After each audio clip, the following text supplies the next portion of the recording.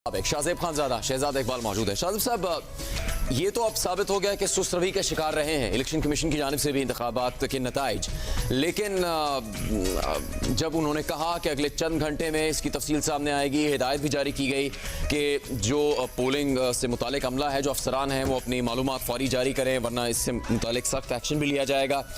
उसके बाद हमें तवक्को रखनी चाहिए है या फिर इलेक्शन कमीशन जो कि कोई वाज़े वक्त नहीं बता रहा, उसकी वजह से ये गैर यकीनी सूरत हाल बरकरार रह सकती है? देखिए, अभी तक तो बरकरार है, नताइज ज़रूर आए हैं और कुछ नताइज में तब्दीली भी आई है। ज़ाहिर जो इब्तिदाई नताइज आए थे उनके मुकाबले में जो कैंडिडेट लीड कर रहा था, अब जो हतमी नताइज आए हैं और फाइनल नताइज आए हैं वो कैंडिडेट हमें हारते भी नजर आए हैं। अब राजा बशारत साहब हार गए हैं और वो दावा कर रहे हैं कि मैं तो अपने फॉर्म 45 के मुताबिक 50,000 वोट से जीत रहा हूँ, मगर वो हार गए हैं। साथ में अभी जो नतीजा सामने चल रहा था उसके मुताबिक शेख रोहेल असगर साहब लाहौर से हार गए हैं कोई 7-8 हज़ार वोट से, और ये वो सीट है जो नून लीग के अंदर से खबर आई थी कि उन्हें समझाया जा रहा था कि आयात सादिक साहब खड़े हो जाए, मगर वो डटे रहे कि अगर मुझे नहीं सीट देंगे तो मैं इंडिपेंडेंट खड़ा हो जाऊंगा। आयात सादिक साहब था कि इस हल्के में बहुत से वो इलाके यानी जो उनके हल्के में थे वो अब शामिल कर दिए गए हैं हल्का बंदियां तब्दील होने के बाद। एग्जैक्टली। और अब शेख रोहेल असगर साहब जिन्होंने बड़ा लड़के पार्टी से ये सीट ली थी, वरना कह रहे थे मैं इंडिपेंडेंट हार जाऊंगा, वो पार्टी के टिकट पर ये इलेक्शन हार गए हैं। तो नताइज ज़रूर कुछ बदल रहे हैं जो नताइज आ रहे हैं, मगर अभी भी बहुत सारे नताइज हैं जो सामने नहीं आए हैं और ये इलेक्शन कमीशन का फेलियर है। उसके बाद फेलियर है जुनैद कि अगर आप 2018 के इलेक्शन से कंपेयर करें तो एक स्मूथ वोटिंग हुई। हमें कोई ऐसे वाक़यात नहीं नज़र आए जिसमें पोलिंग स्टेशन पर वायलेंस हुआ हो। हमें ये नहीं शिकायत ज़्यादा नज़र आई कि जी जब वोटिंग हो रही थी तो उस वक्त जो है वो बाकायदा तौर पर जो सिक्योरिटी एहलकार थे उन्होंने वोटिंग के अमल में रुकावट डाली हो।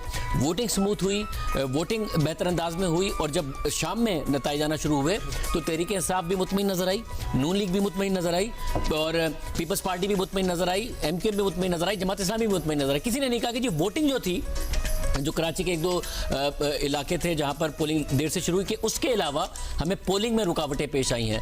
तमाम जमातों के लोग आए, उन्होंने वोट किया। उसके बाद जब एक स्मूथ वोटिंग पोलिंग हो गई, इलेक्शन कमीशन ने एक बहुत बड़ा ब्लंडर किया कि आपने सुबह 6:30 बज गए हैं और नताइज आपने अभी तक नहीं दिए। जो नताइज आ रहे हैं अब उनमें से मुतादिद नताइज तब्दील हो रहे हैं, तो इलेक्शन तो कॉन्ट्रोवर्शियल हो गया है और सवाल इलेक्शन कमीशन पर उठेगा, और इसके बाद उठेगा जो कि ज़्यादा अफसोसनाक है कि आपने 8 to 5 स्मूथ पोलिंग करा दी थी। तमाम जमातें उसको एक्सेप्ट कर रही थी, तमाम जमातें लुक फॉरवर्ड कर रही थी कि नताइज आएंगे, और उसके बाद ये सब कुछ हुआ। अब चीफ इलेक्शन कमिश्नर साहब कुछ भी रीजंस देते रहे कि जी मेरे जो पोलिंग का अमला था, क्योंकि पहले उन्होंने कहा था कि जो ये टेलीफोन सर्विसेज बंद की गई हैं इससे कोई फर्क नहीं पड़ेगा हमें और हम नताइज देंगे, मगर अब उसी को एक्सक्यूज भी बनाया जा रहा है। फिर अब ये कहा जा रहा है कि जी फिर एक सेफ मकाम पे गए, फिर नताइज आए। अब आप कुछ भी रीजन दें, आधा घंटा 6:30 बज गए सुबह के, रात 2 बजे तक आपने फाइनल नतीजा देना था।